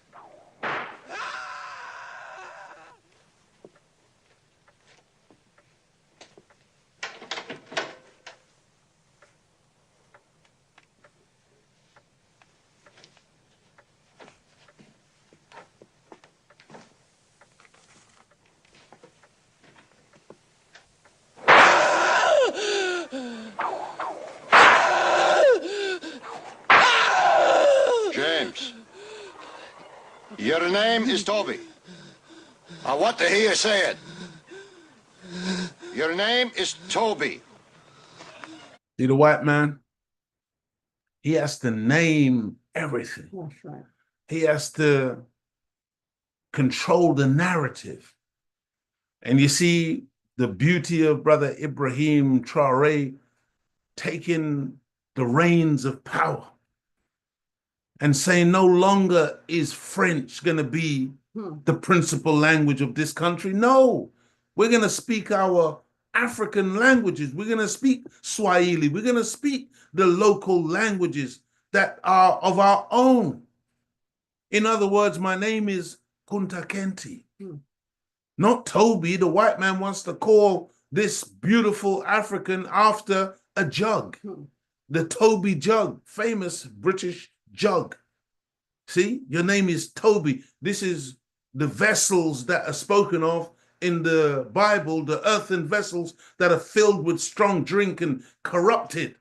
Talking about human beings, the black people who have been subject to this type of wicked treatment, this barbarity, this tyranny, family. Look at the sisters, look at the Africans watching this lynching, this torture, not just designed for the individual who's been tortured, but for all of them. And that's why it was always done in the public. And that's why you will see more and more it's the media who will be publicly chastising, publicly attempting to shame, publicly slandering, publicly defaming all of our leaders, because our people are watching and listening. This is the purpose, dear family. You're going to learn to say your name. Let me hear you say it. What's your name? Kunta Kinte.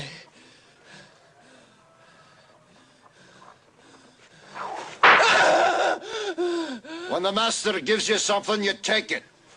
And imagine you can get black people to torture and to maim and to cripple and to wound and to kill other black people on behalf of a wicked demon. Just think about that, man. It happens now. But that's the point. Yeah. This is what's happening right now. Right now, you've got some plotters. That's right. In the country next door, getting ready to kill, to maim, to cause chaos in a place where a beautiful young man is trying to bring order, trying to bring development, trying to bring progress, trying to bring freedom, trying to bring back sovereignty, trying to bring back dignity. That's right. But the trained house Negroes will be mobilized to take up arms to fight their own brother and kill and rape their own sister in order to maintain the rule of France, maintain the rule of America, maintain the rule of Britain. It ain't gonna happen no more, family. I wanna know, are you ready to join the revolution? He gave it a name. It's a nice name. It's Toby. And it's going to be yours till the day you die. Now, I know you understand me, and I want to hear it. I hope you heard it. It's going to be yours till the day you die. That applies to Africa. That applies to those of us in the diaspora. That applies to us in North America. That applies to us in Brazil. It doesn't matter. It's till death. It's not some limited tyranny. Oh, after 20 years, we'll free you, we'll let you go. After 50 years of this torture, after we've taken our fill, after we've had enough gold, no, it's to the death. That's how the white man thinks. There is his tyranny knows no bounds. Please, family, understand. Again!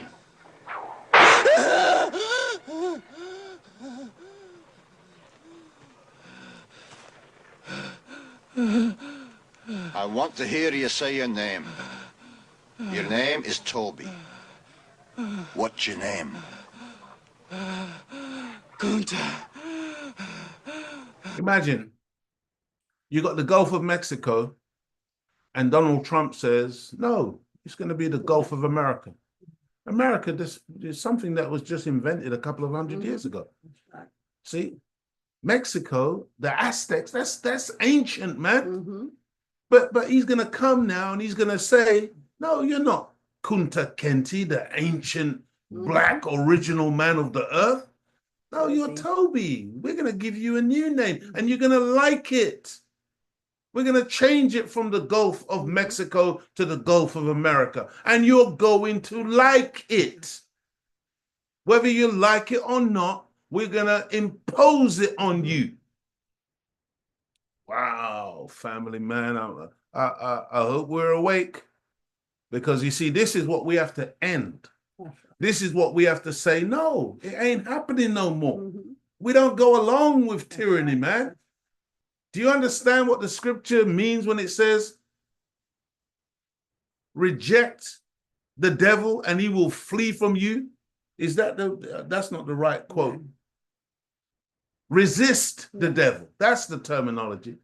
See, You know why they hate resistance in Gaza? They hate resistance in the West Bank. They hate resistance anywhere on the planet because that's what you've got to do. And then when you resist, they call you a terrorist. When you resist, they call you some wicked names. But resistance is necessary, man. You don't go along with the enemy, because when you go along with the enemy, that's your end. You're finished. You got no future. Your children ain't got no future.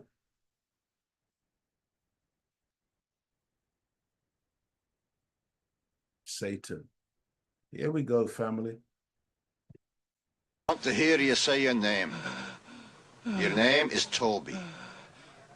What's your name? Kunta.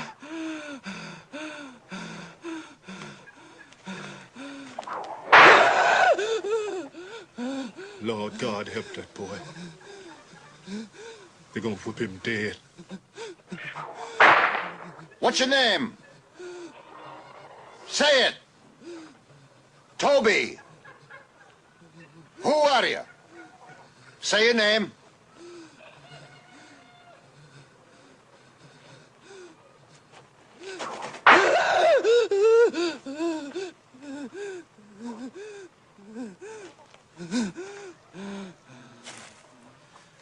What's your name? Toby.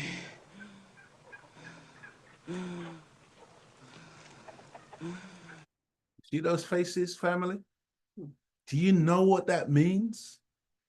When they break our leaders, when they kill our leaders, when they bury our leaders, when they imprison our leaders, when they take our leaders out of positions of leadership and reduce them down to nothing, when they defame our leaders, defame our big people, our famous people, our celebrities. Do you understand what it means? And how disappointed that leaves us as a population, as a people? That's what this scene represents. It's not talking about this little scene in the series called Roots. It's talking about the totality of what has been happening to Black people for hundreds of years while we've been in the Western world with this wicked demon. This is what they do. This is how they break us down and leave us as docile non-participants in a war that has been raging against us for hundreds of years.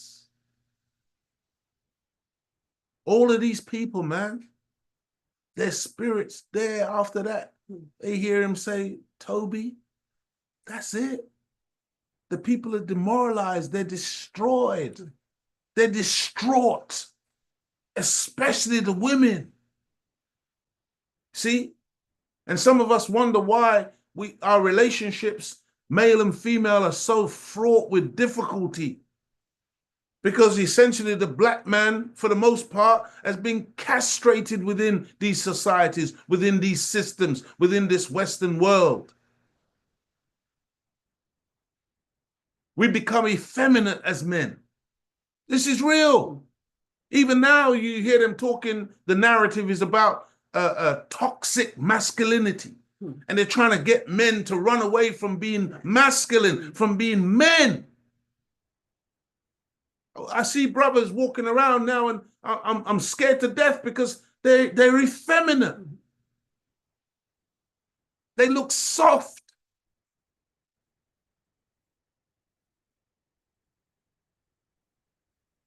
Wow. This is a horrible scene, family. And I hope, I pray to God that when just now, I've seen this so many times. I watched it when it first came out as a young person, you know, and I was moved then and I'm moved now.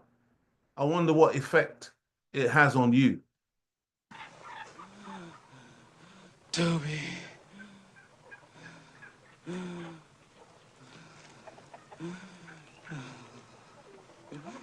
Hi.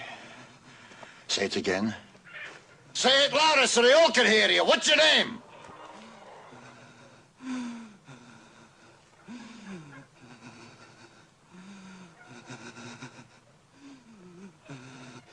Toby. My name is Toby. Aye. That's a good nigger. Cut him down.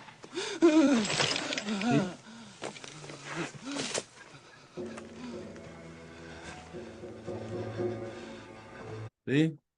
That's a good nigger. And then what do we turn around and do? Call each other niggers. We don't understand how we've been manipulated, brainwashed, destroyed as a human reality. Imagine the white man is so tricky. He's now trying to get people say, oh, it's offensive to say the word nigger. Nah, you're never going to stop me from saying the word nigger in its proper context. See? Because you want the world to forget what you called us and how you dehumanized us. See? Talking about the N word. All this political correct stuff, man, it's all manipulation by these liberal white devils.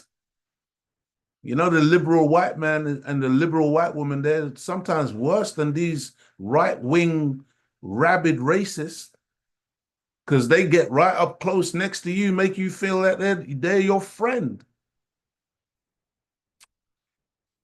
Time to wake up, family. I'm actually angry. I'm really angry just looking at that thing again, man. I put it together for us, but just seeing it again and appreciating the implications of it and what it really means and the wide-ranging impact that this type of thing has had on us as a people. Family, whether it was Colin Powell, Condoleezza Rice, Barack Obama, Paul Boateng, James Cleverly, Kemi Badenoch, David Lammy, and countless other Black traitors in the distant and more recent past. What we're looking at today is the latest rollout by the white supremacist imperialist system of a four-star general house Negro called Langley, Michael Langley, who is clearly struggling to articulate the scripted lies against the young lion and champion for African liberation, Ibrahim Traore. Lies which are designed to affect the destabilization of Burkina Faso and the possible murder of this bold and revolutionary president. Just look at this house Negro going through his script that he's been given to lie on another Black leader. Absolutely, Chairman. I see this, and I don't mind calling them out, but Captain Traore and Burkina Faso, as they know that both, whether it's their gold reserves, that is all those proceeds are just in exchange to protect the junta regime. There's a number of examples across. Even in Sudan, what's going on with the rapid support forces and Burhan of the Sudan forces, when you get down to it, is all about the revenue that can be drawn out of that. And there are nefarious actors in the CCP or in sometimes Russia are complicit in those activities. And oh my God. And you see, family, this man is the head of AFRICOM, see? And what was Muammar Gaddafi preventing from coming into Africa? AFRICOM. They could never have come in there while Libya was what Libya was under Gaddafi. But once Gaddafi was removed and Libya was destroyed, man, if you see the way these people brought in these weapons, brought in all of these terrorists to come in now and go into all of the African countries and begin the process of destabilization and destruction so that the wealth and the resources could be ripped out and raped out of Africa with no resistance. This is what this Black imp is attempting to begin that process all over again now, but this time the target, the crosshairs are on Burkina Faso and our beloved brother, Ibrahim Traore. Yesterday, Wednesday, the 30th of April, 2025, a global movement for solidarity with the people of Burkina Faso and in support of Captain Africa. I call him Captain Africa. You know, they got their Captain America. Well, this is Captain Africa, okay? Captain Al-Kabulan, Captain East Asia, Captain Original Man. The brilliant young revolutionary president, Brother Ibrahim Traore, was moving around the world. And I can also tell you that we took to the streets of London, right here in the United Kingdom, starting outside the American embassy and then moving on to the French embassy to send a clear message to the wicked to keep their greedy and blood-stained hands off Africa, Burkina Faso, and its beautiful and fearless leader. This is what we were doing yesterday, family, in London. Whether we say God, whether we say Allah, whether we say Jah, whether we say Jehovah, whatever the language that we use, dear family, I bear witness that there is but one God. I bear witness that we, the original man, the original woman, the African man, the African woman, the black man, the black woman, I bear witness that we are the children and the people of the one God. I want to greet you in the greeting words of peace. Assalamu alaikum. Those words simply mean peace be unto you. Dear family, for many, many years, our African continent has been divided and ruled, has been divided and conquered. In 1884, 1885, they sat in Berlin and they determined to carve up and to destroy the African continent and the African people. Since that time, the genius, the DNA of the African people has been producing leaders, producing teachers, producing warriors. And in every occasion, the enemy, who has been vigilant and watching, has worked to overthrow, to destroy, to discredit, to murder those leaders, those teachers, those guides. But this genius, this DNA,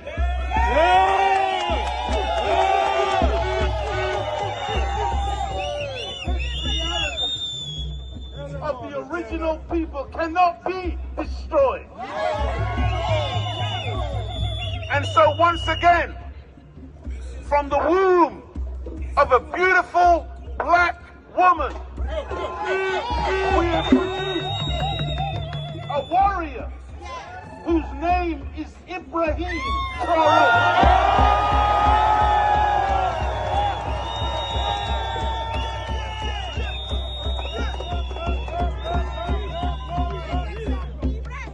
Family, the enemy is bloodthirsty. No, you don't know that. You don't understand. Some of you still believe that you can negotiate with this enemy. Never! You cannot negotiate with Satan.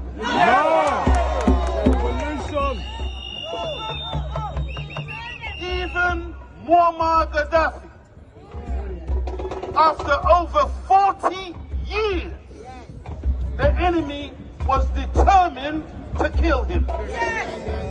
And 40 years, and even Muammar Gaddafi, at a certain point in time, began to think that he could make friends with the enemy. And it was at that point that the enemy destroyed him and destroyed the nation of Libya.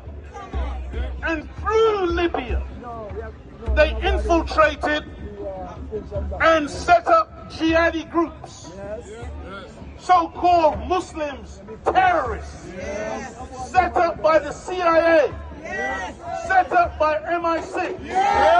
Set up by Mossad. Set up by the European white man devil. I want you to hear me, because some of us are very complacent.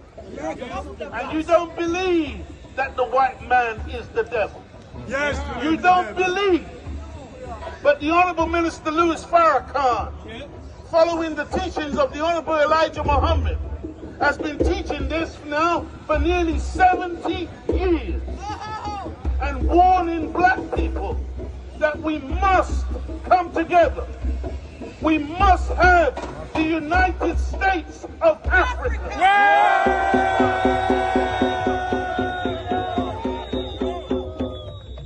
We must put aside our so-called differences.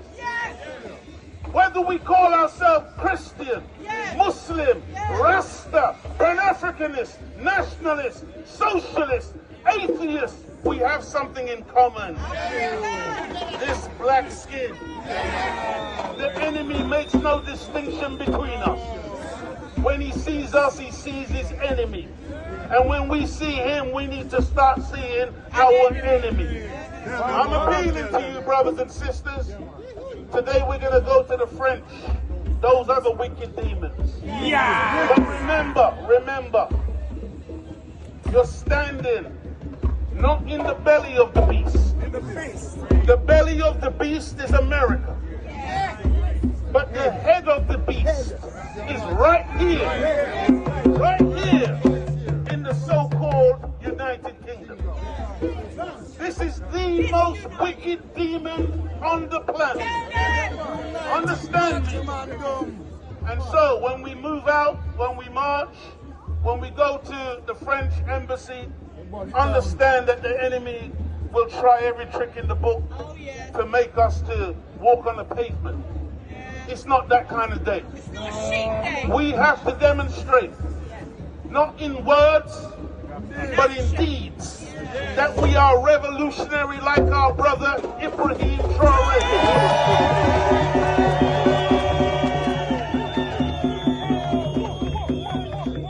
And we say today, enough is enough.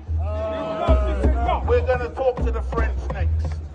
But we're saying to the Americans, the big bully, we're saying to Donald Trump, hands off our brother. Because when you touch this brother, you touched your last black leader.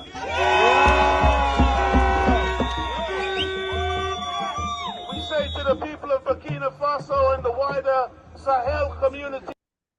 Yeah, family. What we were saying to them is, we love you, we honor you, we respect you, and we are a part of your revolution. You know, family, I pray that something that we have said today has inspired you to realize that it's your time. It's your time, man. It's our time. It's the original man and original woman's time. You see? And the enemy knows it. He knows he's finished. And he's on his deathbed and he's thrashing around and he's lashing out left, right, and center. But see, we can't fall for his bluster. What we have to do now is mobilize and keep moving forward as a people, coming together more and more, use this modern technology to communicate across continents. And let's become one people, dear family.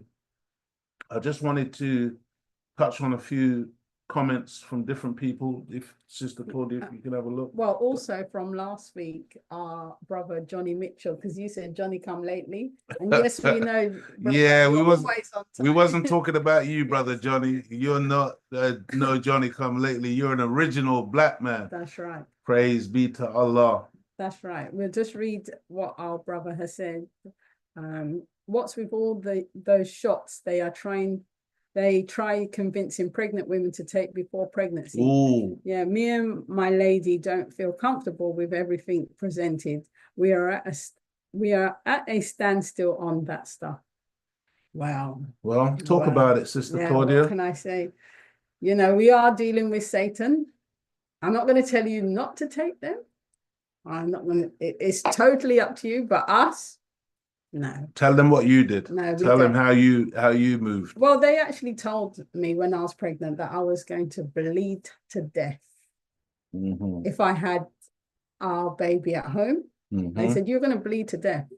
And there was, because when you're pregnant, you're in that vulnerable stage. So that's why, Johnny, you need to stay with that woman, whatever, you know, you speak to them, because you were with me at the appointment.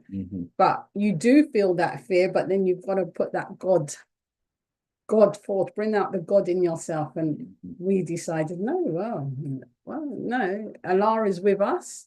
And we had the baby, barely any blood. Yes. You see, you don't need these injections. Why would Allah allow women to have babies, but then to have all these, it doesn't add up.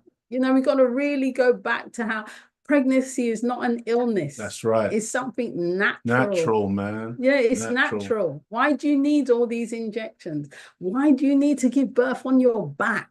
Do you go toilet on your back? You know what no. I'm saying? Think about Let's it. use our common sense here. You know, they try and put fear in us. What was your position, Sister Claudia? When you gave squatting. birth? Squatting. Always squatting. Who delivered your baby, Sister You Claudia? did. You did. You delivered them. Yes, all praises due. Praises due you know, to really, you know, the minister has the lectures how to give birth to a God on YouTube or on media.noi.org. Really study the teachings, because the more you study God, the more the fear comes out of you. That's you know, right. It is, you do have to keep You have to lose that fear. Yeah, it's you know? the fear. It's You've just, got to have faith. Lose the fear and have the faith. Yes. Fear is a debilitator. That's right. It debilitates you. That's right. It freezes you, man. It does. You know, it does. and there's nothing to fear but fear itself. That's right. Understand, you That's know? right. You're a natural man and a natural woman, you know. Right. And we Sister Claudia says she can't tell you not to take these things. It's up to you, because we don't know what your diet has been, how you've been living, what you've been doing, whether you were smoking right up to the point where you got pregnant. We don't know, so we can't advise like that. We're not doctors in that regard. But us, yeah, we can talk about us and what we did, man. I mean, we just didn't nothing at all. Nothing from these people, man. You don't need, I'm not going to say, but you don't need epidural and not gas and air. Just don't need these things. Just need to breathe, think right, and do right. Childbirth is natural. It's a beautiful experience to go through, you know, but we just don't. We're dealing with Satan here. That's Satan, right, but I'm not going to tell you don't do it, but we don't do it. We don't even have tablets in our place. We don't have headache tablets, this thing for indigestion. No, we just don't have everything natural. One of the most powerful painkillers, dear family, is a glass of water. That's right. Yeah, a lot of the times when we're having these headaches and things, because we're chronically dehydrated, we do not drink enough water. That's right. Some of us think that the tea and the coffee and all of those things that we're drinking all day long, that they're hydrating us. Right. Nothing hydrates you but water. That's right. But we don't drink water because water is boring. It's got no taste. Yes. Got to drink water, family. Got to drink water. That's right. Brother Ronald Thompson says, he asked a question. I did see a question from Ronald Thompson. He said, yeah, he said from England, Birmingham, to Brother Leo, do you think there's going to be a black pope? Dear Brother Ronald, the last thing in the world that we need today is a black pope. That will just send so many more of our people back into the grave and back to sleep. By the way, we do have a black pope already. His name is the Honorable Minister Louis Farrakhan. He is the true, genuine vicar of Christ. He represents Christ. Right. He is the mouthpiece of God on earth today. Take it or leave it. But we don't need no black pope ordained by the Vatican, Satan's lair. No, family, come on, man.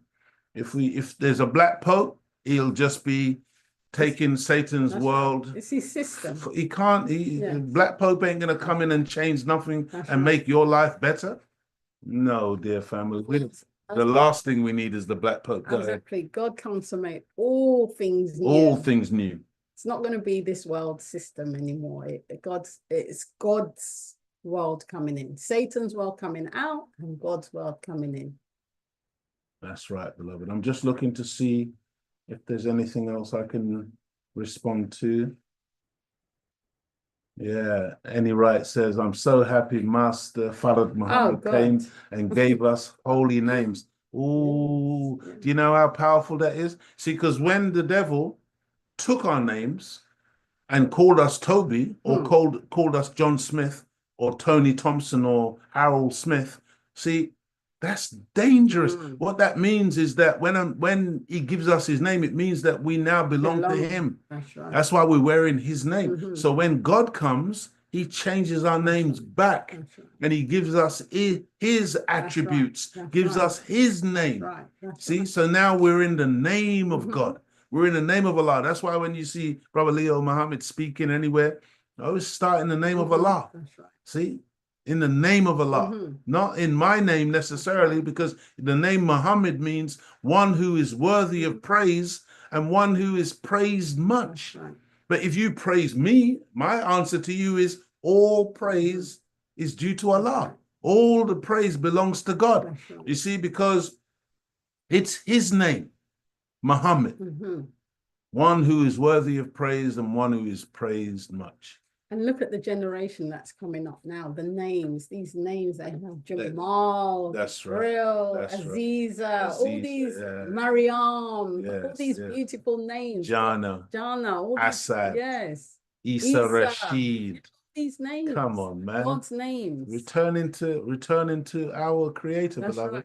We got to be in his name. That's right. We can't be in Satan's name. You know, in the nation of Islam, you can't stay in the nation with the devil's name. That's why you get an X. That's right. See? Because we cross out that devil's name, man, and then you start working towards achieving a holy name. That's right. It's beautiful, family. It's absolutely beautiful.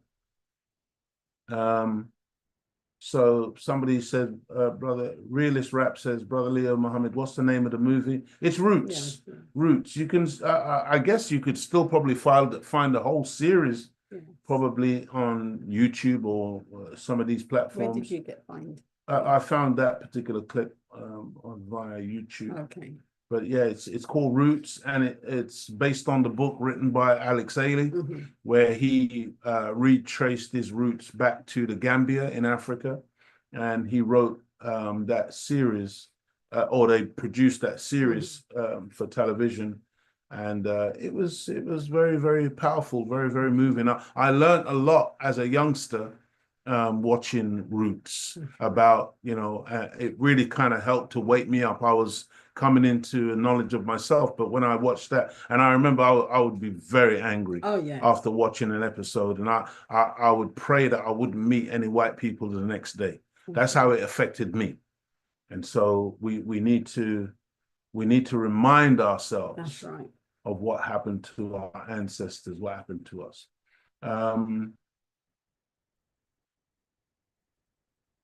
God's chosen people. Ronald Thompson from England, Birmingham, to Brother Leo, thank you for telling the reason why they hate us. It's because we are our identity as God's chosen people. Absolutely. They're absolutely jealous. Imagine you got a man who's calling you, nignog and black this and black that, chocolate drop and all kinds of stuff they come out with. But then as soon as the sun comes out, they run out trying to get a tan. That's right. See? Because and then they'll come up to you, when the sun is out, I'm catching up. No, you're not. Or they're injecting their lips to make their lips bigger. And they're in the laboratories now, they're trying to get fuller lips. That's right. They're in the laboratories now trying to produce synthetic melanin to inject to themselves, to give themselves color. They're going into frogs and taking the chemical components from the frog to try to get color. I mean, they're doing some stuff, man, because in the end, they recognize that we are a people who are highly, highly gifted in everything, in every area, in every arena. That's why, no matter how much we've been oppressed and suppressed, soon as they let us into any arena, any place of endeavor, we rise to the top. That's why we're the cream of the planet Earth. Because when you take the milk and you shake it up, you homogenize it and make it all mixed up, leave it, put it down, settle it, the cream always rises to the top. That's who we are. That's our nature. That's our character. We can't help it. God has gifted us. That's right. Because we are his people, dear family. So, that's about it for another episode. I feel energized and thankful to Almighty God for your presence. And I pray that, we are moving in the right direction. And we pray for our brother Captain Ibrahim Traore. We pray for the people of Burkina Faso. We pray that the devil doesn't attack that nation in the nefarious ways that we know he operates, or even an overt way like he did in Libya. And we pray for the success of all of the Sahel states, Niger and also Mali and all of the African countries. There's 55 African nations, man. You need to come together. We need to drop the egos that makes us want to be a president over a little landmass and recognize good leadership when we see it and line up behind that good leadership, man. And yeah, maybe you can be a governor of a province. You can be the head of a state, like the United States of America. You've got people who govern each and every state, but they have a single president. They have a single army. They have a single air force, a single navy. This is important, family. That unity, when that unity takes place, it's over. Right. It's over. There's no competition. That's right. So thank you. Thank you, Sister Claudia, for your wonderful support. Praise be to Allah, Leo, for your wonderful presentation. Praise be to Allah.